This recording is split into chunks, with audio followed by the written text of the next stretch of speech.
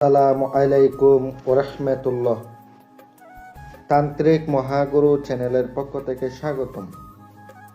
আশা করি সবাই ভালো আছেন। আল্লাহর রহমতে আপনাদের দোয়ায় আমিও ভালো আছি। প্রত্যেকবারের মতো আজকে একটা ভিডিও নিয়ে আপনাদের সামনে হাজির হলাম। খুবই পাওয়ারফুল, খুবই শক্তিশালী একটি আমল নিয়ে আসলাম হাজির করার জন্য। আমল যদি আপনি ভিডিওটা দেখে কাজ করতে পারেন, আল্লাহর রহমতে খুব দ্রুত, খুব পাওয়ারফুলভাবে আপনি হাজির করতে পারবেন।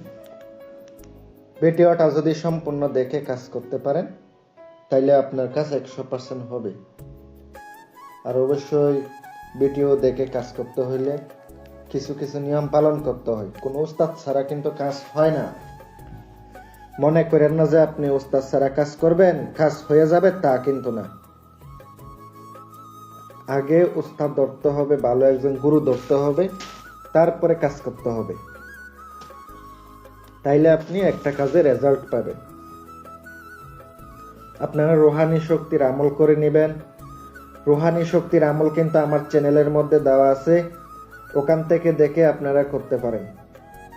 আর যারা রুহানি শক্তির আংটি নিতে চান অথবা আমার কাছ থেকে কাজ করায় নিতে চান, স্ক্রিনে তাকানো মোবাইল নাম্বারে যোগাযোগ করবেন।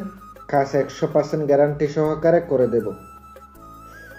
কিন্তু অন্তরে বিশ্বাস রাখতে হবে যে কাজ হবে। আর যদি বিশ্বাস রাখতে না পারেন, কাজ তো হবে না। 100% ভরসা, বিশ্বাস যদি থাকে, তাহলে কাজ করলে একটু উপকৃত হবেন। সাধনা করার ক্ষেত্রে অবশ্যই মাথায় রাখবেন আপনার যেন গুরু থাকে। উস্তাদ গুরু ছাড়া এগুলা করতে গিয়ে আপনি অনেক সময় বিপদের সম্মুখীন হতে পারেন, কারণ গুরু ছাড়া কিন্তু কাজ হয় না। বেশিরভাগ কিন্তু গুরুই লাগে।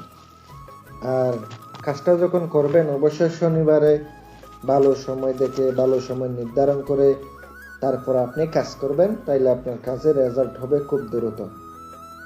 আর কাজটা যখন করবেন, আগরবাতি, মোমবাতি, ধূপ, গোলাপ জল এগুলা সরাই ছিটা নেবেন। একটা পাক পবিত্র একটা রুমের ভিতরে পশ্চিম দিকে মুখ করে বসে একটা স্ক্রিনে মন্ত্র দিয়েছি, আপনারা দেখতে পাচ্ছেন।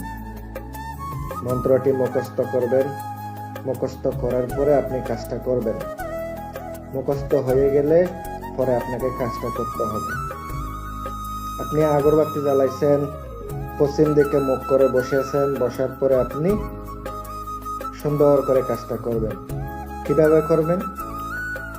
চোখটা বন্ধ করবেন, পশ্চিম দিকে মুখ করে বসে চোখটা বন্ধ করে আগরবাতি জ্বালাবেন, মোমবাতি জ্বালাবেন। জ্বালানোর পরে গায়ে সুগন্ধি লাগিয়ে দিবেন, কারণ সুগন্ধি না লাগালে কিন্তু কাজ হবে না। সুগন্ধি লাগানোর পরে আপনি মন্ত্রটি জপ করতে থাকবেন। কোনো দুরূদ শরীফ কোনো কিছু পড়া লাগবে না, পড়তে থাকবেন। যাদের রুদ্রাক্ষর মালা আছে ওই মালা দিয়ে জপ করবেন, আর নয়তো তসবিহ দিয়ে জপ করবেন 333 বার। কমও যেন না হয়, বেশিও যেন না হয়, এমন ভাবে কাজটা করবেন।